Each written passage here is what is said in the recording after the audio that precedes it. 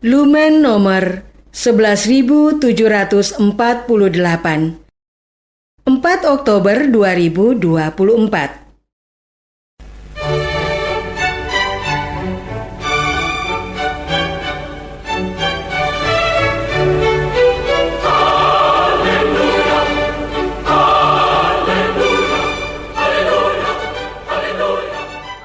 Saudara pendengar di segenap penjuru tanah air, selamat bergabung dengan Lumen Indonesia. Lumen Indonesia, siap melayani Anda setiap hari. Saudara terkasih, marilah kita bersatu dalam Tuhan kita Yesus Kristus yang tidak berubah dahulu, sekarang, dan selama-lamanya. Allah Sang Maha Rahim mengasihi dan menerima sebagaimana adanya kita. Allah Bapa kita di surga senantiasa bersedia menolong, menghibur, dan meneguhkan kita dalam menghadapi segala permasalahan hidup sehari-hari.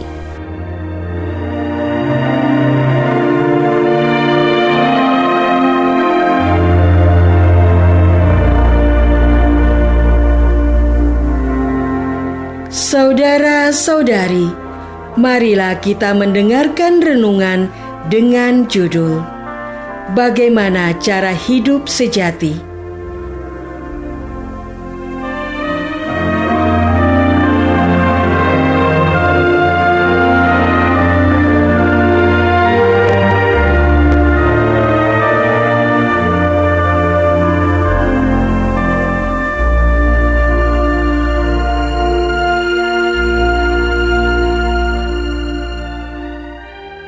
Yang berdasarkan pada Injil Lukas bab 10 ayat 16.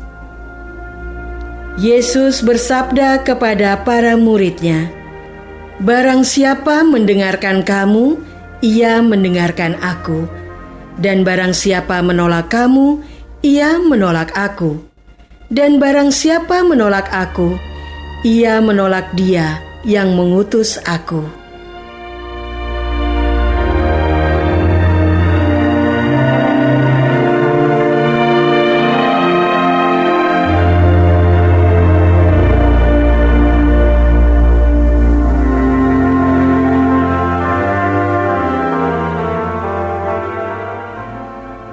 Dalam nama Bapa dan Putra dan Roh Kudus. Amin. Saudara-saudari terkasih dalam nama Tuhan Yesus Kristus. Dalam firman hari ini, Yesus memberikan teguran yang keras kepada penduduk dari 3 kota, yaitu Korazim, Betsaida, dan Kapernaum. Begini teguran Yesus, "Celakalah engkau Korazim, celakalah engkau Betsaida, karena jika di Tirus dan Sidon terjadi mujizat-mujizat yang telah terjadi di tengah-tengah kamu, sudah lama mereka bertobat dan berkabung. Akan tetapi pada waktu penghakiman, tanggungan Tirus dan Sidon akan lebih ringan daripada tanggunganmu. Dan engkau Kapernaum, apakah engkau akan dinaikkan sampai ke langit? Tidak, engkau akan diturunkan sampai ke dunia orang mati. Barang siapa mendengarkan kamu, ia mendengarkan aku. Dan barang siapa menolak kamu, ia menolak aku. Dan barang siapa menolak aku, ia menolak Dia yang mengutus aku." Dari firman barusan, tampak jelaslah alasan Yesus menegur ketiga kota, yaitu karena mereka menolak Injil, meski telah menyaksikan banyak mujizat yang dilakukan oleh Yesus. Saudara-saudari terkasih, pada hari ini, gereja juga merayakan pesta Santo Fransiskus dari Assisi sebagai teladan pengaku iman. Fransiskus adalah orang kudus besar yang dikagumi gereja dan seluruh umat hingga kini. Kebesarannya terletak pada kegembiraannya dalam hidup yang sederhana, menderita lapar dan sakit, serta pada cintanya yang merangkul seluruh ciptaan. Ketika gereja menjadi lemah dan sakit karena lebih tergiur dengan kekayaan dan kekuasaan duniawi, seperti kota Gozarim, Betsaida, dan Kapernaum yang ditegur secara keras oleh Yesus, Fransiskus justru berperilaku rendah hati, memilih hidup penuh sukacita dalam situasi kemiskinan, dan mengekspresikan secara nyata cintanya yang penuh kepada sesama manusia maupun hewan tumbuhan dan segala unsur ciptaan. Fransiskus terinspirasi oleh ajaran Yesus tentang kemiskinan, kesederhanaan, dan pengorbanan diri. Ia juga termotivasi dengan kisah para rasul yang meninggalkan segala sesuatu untuk mengikut Yesus. Saudara-saudari terkasih, dalam kehidupan sehari-hari, kita dapat mengikuti teladan Santo Fransiskus Assisi dalam mengikuti Yesus. Misalnya, saat melihat rekan kerja atau anggota keluarga yang kesulitan, di mana biasanya kita seringkali mengabaikan mereka dan memilih untuk fokus mengurus kepentingan diri sendiri. Kita kemudian dapat berhenti sejenak dari kesibukan dan mendatangi mereka untuk menawarkan bantuan. Atau kita juga dapat membatasi aktivitas pribadi dengan ponsel dan media sosial, agar dapat juga meluangkan waktu untuk berdoa dan memperhatikan sesama. Saat berselisih paham dengan pihak lain atau teringat dengan luka lama, kita dapat mendoakan mereka, lalu menjalin komunikasi dan berdamai. Atau juga saat kita merasa takut kekurangan dan terlalu memaksakan diri untuk mengejar materi, kita dapat berjeda sejenak untuk mengendurkan kekhawatiran akan masa depan, serta mensyukuri nikmat keberadaan pada masa sekarang. Dan masih ada banyak contoh lain yang dapat kita terapkan juga dalam aktivitas hidup harian.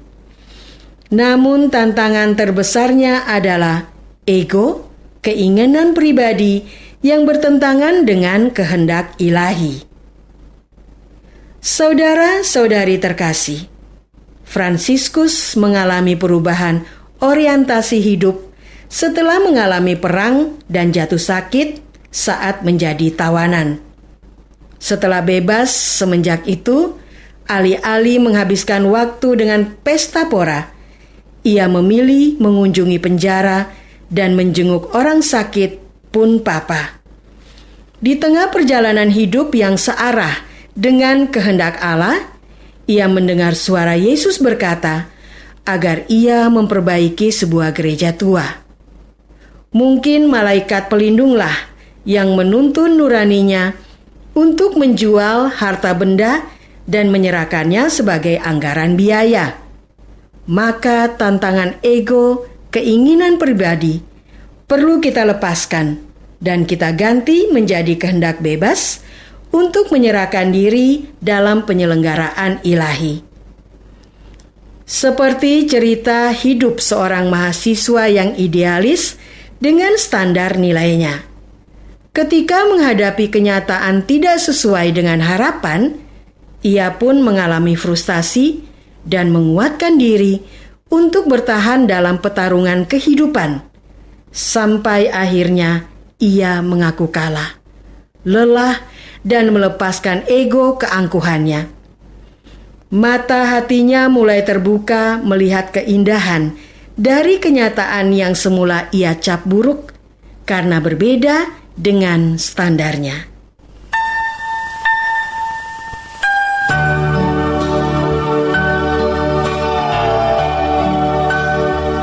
Marilah kita masuk dalam saat hening sejenak untuk meresapkan renungan yang baru saja kita dengar bersama dalam kehidupan iman kita masing-masing.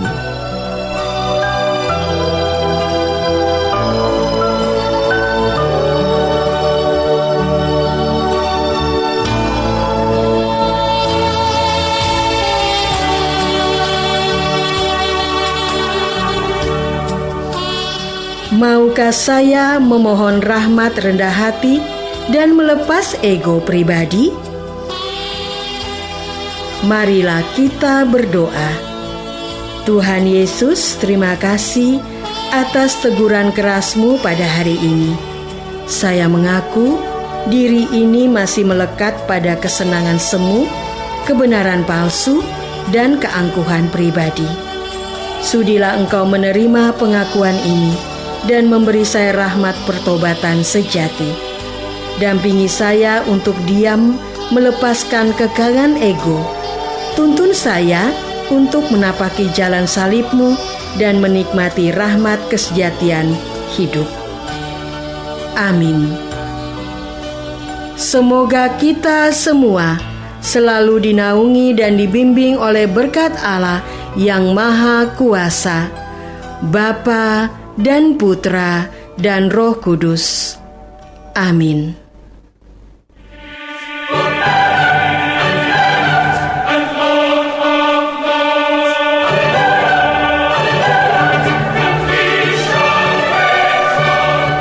Dengan penuh kasih dan sukacita, Lumen Indonesia mengundang saudara-saudara seiman di segenap penjuru tanah air. Sekiranya ada tanggapan ataupun saran, kirimkan surat Anda ke Lumen Indonesia. Terima kasih atas perhatian Anda. Sampai berjumpa lagi dengan Lumen Indonesia pada waktu dan gelombang yang sama esok hari.